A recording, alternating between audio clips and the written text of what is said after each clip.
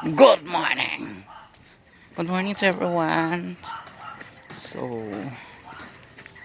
dito na naman tayo guys. Papasok tayo sa ating trabaho. Diba? Kagabi guys, gabi na ako nakaka-uwi. Sobrang putik dito guys sa lugar namin. Ayan. Kasi sobrang lakas ng ulan eh. Ayan guys.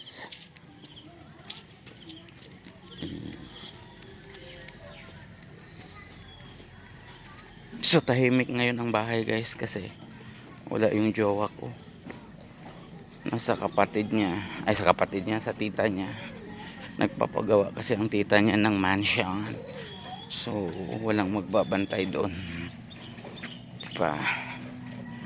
It's okay lang kasi for Tuesday uuwi na rin yun. Kaya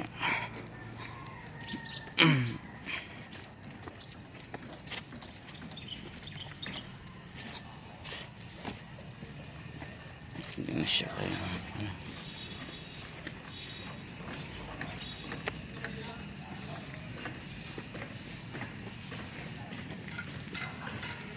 hindi na kaya pang itago nararamdaman.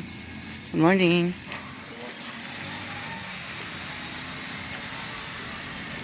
Guys, ito yan. Ay okay na nakalimutan ko na naman yung aking tubigan.